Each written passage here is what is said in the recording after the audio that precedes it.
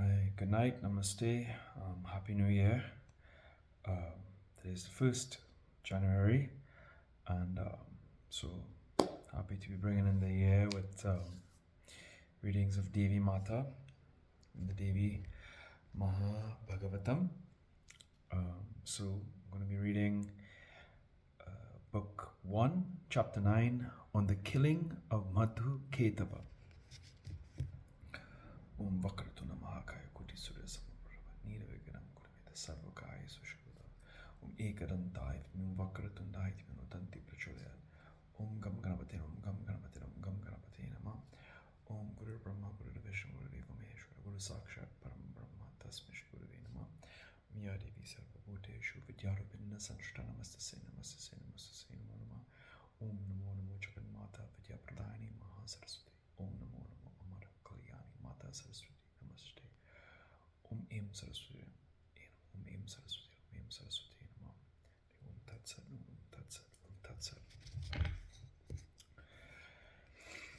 Sutta said, O Munis, when the excellent Tamasi Shakti, the goddess presiding over sleep, came out from the eyes, mouth, nose, heart, etc., of the body of the world Guru Vishnu and rested in the celestial space, then the powerful Lord Vishnu began to yawn and got up. He saw the Prajapati Brahma, terrified, and spoke to him in words deep like rumbling in the clouds. O Bhagavan, Padmayun, what makes you come here and leave your tapasya? Why do you look so terrified and anxious? Hearing this, Brahma said, O Deva, the two very powerful and very terrible deities, Madhu Ketava, sprung from the wax of thy ears, approached to kill me. Terrified thus, I have come to thee. So, O Lord of the universe, O Vasudeva, now I am quite out of senses and terrified. Save me. Vishnu then said, Now go and rest in peace without any fear. Let those two stupids whose life has been well nigh exhausted come to me for battle. I will certainly kill them.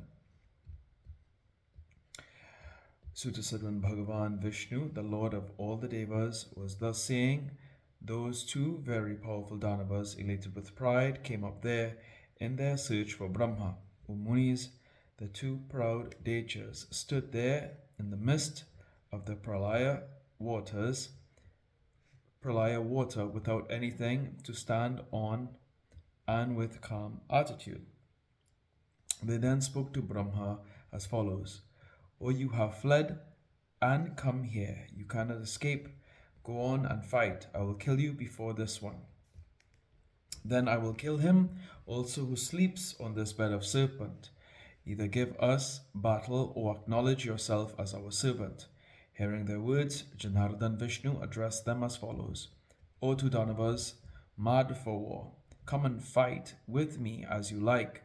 I will surely curb your pride. O two powerful ones, if you trust me, come and fight.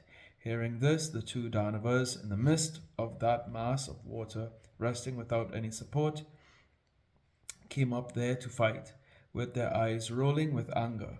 The Deja named Madhu became very angry, came up quickly to fight, while Ketava remained where he stood. Then the hand-to-hand fight ensued between the two mad athletes. Bhagavan Hari and Madhu became tired. Ketava came up and began to fight. After that, Madhu and Ketava joined and, blind with rage, began to fight again and again, hand to hand with the very powerful Vishnu. And Bhagavan Brahma, the prime force Adya Shakti, witnessed this from the celestial heavens. So the fight lasted for a long time. Yet the two Danavas did not feel a bit tired. Rather, Bhagavan Vishnu became tired. Thus 5,000 years passed away. Hari then began to ponder over their mode of death. He thought, I fought for 5,000 of years, but the two formidable Danavas have not been tired anything. Rather, I am tired. It is a matter of great surprise. Where has gone my prowess, and what for the two Danavas were not tired. What is the cause? This is a matter now seriously to be thought over. Seeing Bhagavan Hari thus sunk in cares, the two haughty Danavas spoke to him with great glee and with a voice like that of a rumbling of a cloud.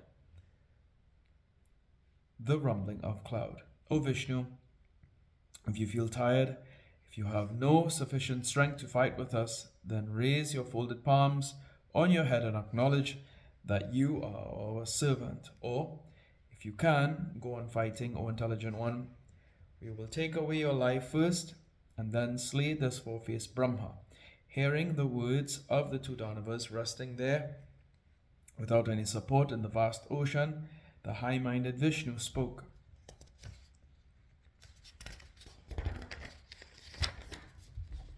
To them in sweet, consoling words. See, O heroes, no one ever fights with one who is tired, afraid, who is weaponless, who is fallen, and who is a child. This is the dharma of the heroes. Both of you fought with me for 5,000 of years, but I am single-handed. You are two, and both equally powerful, and both of you took rest at intervals. I will therefore take rest for a while, and then fight with certainty. Both of you are very powerful and very much elated in vanity. Therefore rest a while. After taking rest for a while, I will fight with you according to the just rules of warfare. Hearing these words of Hari, the two chief Danavas trusted and remained far aloof, ready to fight again. Now the four-armed Vasudeva, seeing them at a sufficient distance, began to ponder in his mind thus how their death can be effected.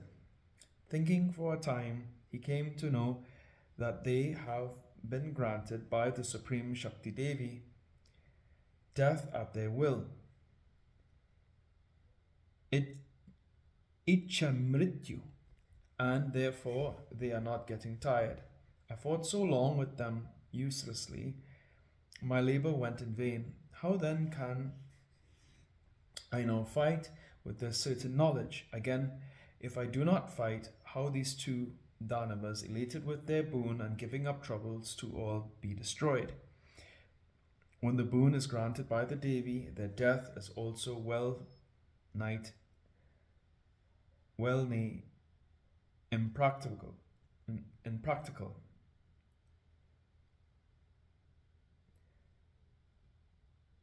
Impracticable. Who wants his own death, even placed in very great distress circumstances, attacked by terrible diseases, reduced to indigent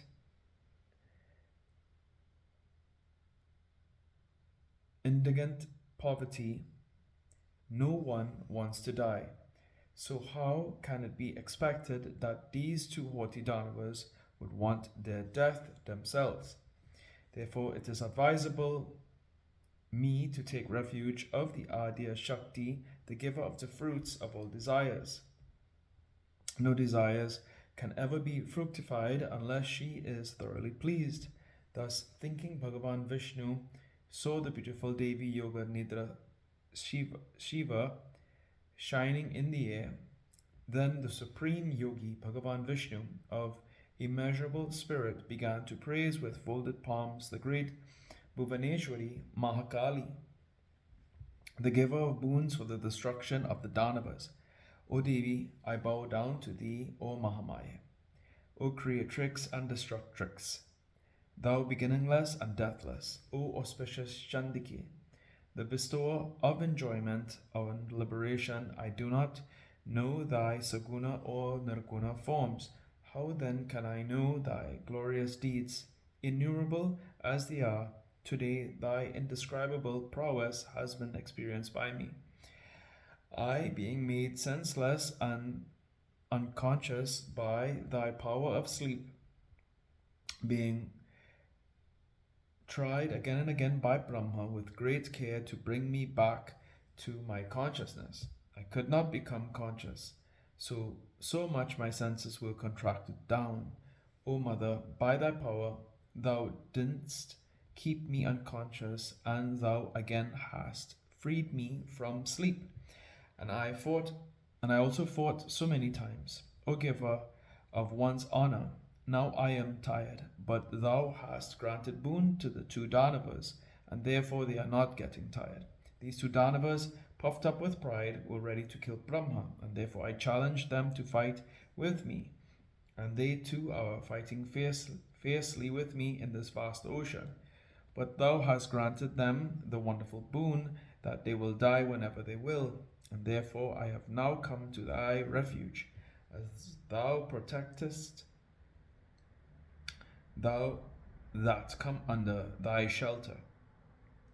Therefore, O Mother, the remover of the Deva's troubles, these two Danavas are become exceedingly elated by thy boon, and I too am tired. Therefore, dost thou help me now. See, these two sinners are ready to kill me. Without thy grace, what can I do now, and where to go? Thus praised by the eternal Vasudeva Jagannatha Hari. With humility and pranams, the Devi Mahakali, resting in the air, said smiling, O Deva Deva Hari, fight again, O Vishnu. These two heroes, when deluded by my Maya, be slain by you. I will delude them certainly by my sidelong glance. O Narayana, then slay quickly these two Danavas when conjured by my Maya.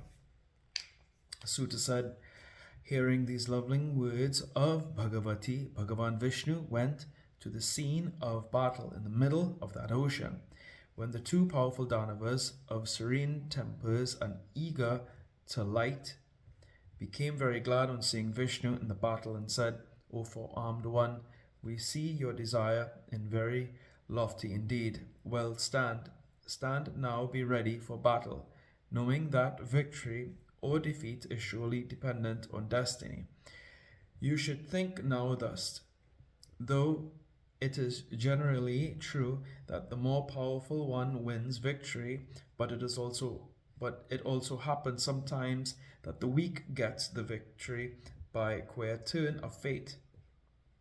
So the high-souled persons should not be glad at their victories, nor should express their sorrows at their defeat.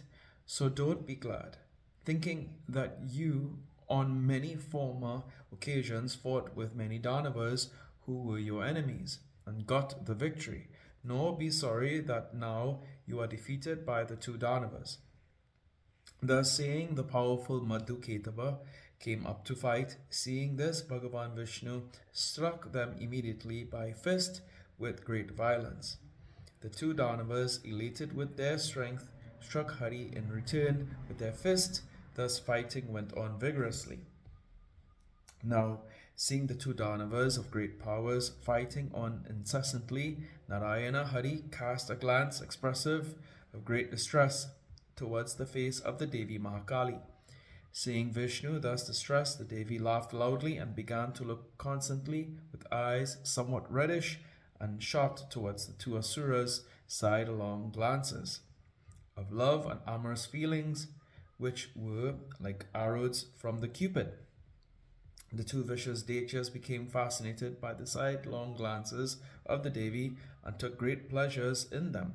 Being extremely agitated by these amorous darts, looked with one steady gaze towards the Devi of spotless lustre.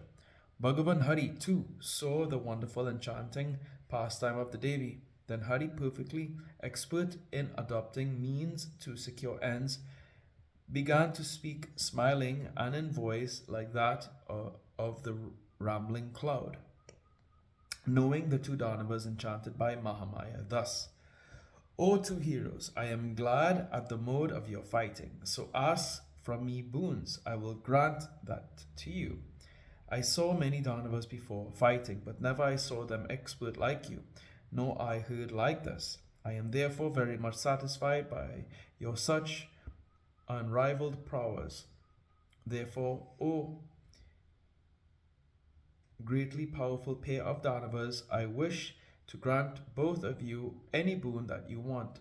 Seeing the Devi Mahamaya, the gladdener of the universe, The two Danavas felt themselves amorous, and therefore they became proud on hearing Vishnu's those words, and told Vishnu with their lotus-like eyes wide open thus, O Hari, what do you like to give us?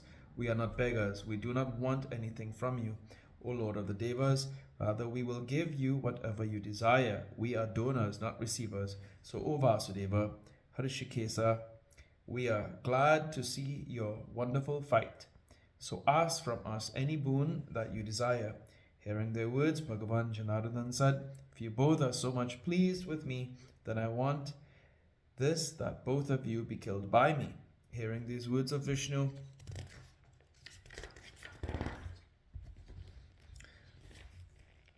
Madhuketava became very much wondered and thinking, we are now cheated, remained for some time merged in sorrow.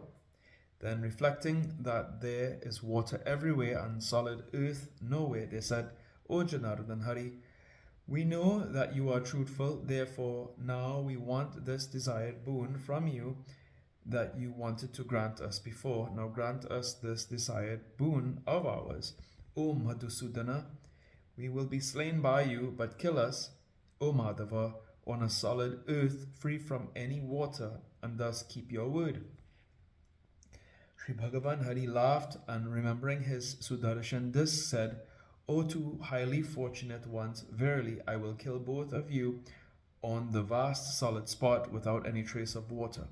Thus saying, the Deva Hari expanded his own thighs and showed to those Danavas the vast solid earth on the surface of water, and said, O two Danavas, see, here is no water. Place your two heads here. Thus I will keep my word, and you will keep your word. Hearing this, Madhuketaba thought over in their minds and expanded their bodies to 10,000 yojanas. Bhagavan Vishnu Hari also extended his thighs to twice that amount. Seeing this, they were greatly surpassed and laid their heads on the thighs of Vishnu. Vishnu of wonderful prowess then cut off quickly with his Sudarshan disc the two very big heads over his thighs. Thus the two Danavas, Madhuketava, passed away, and the Maru Meda of them filled the ocean.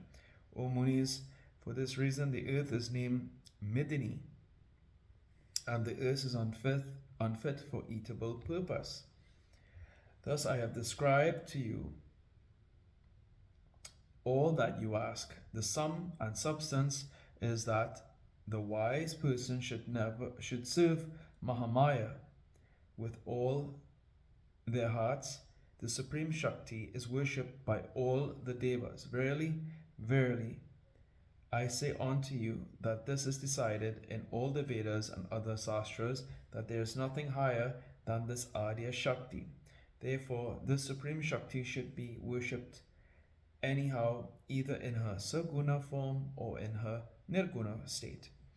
Thus ends the 9th chapter of the first skanda on the killing of Madhuketava in the Mahapurana, Srimad Devi Bhagavatam of 18,000 verses by Maharishi Vedvyas.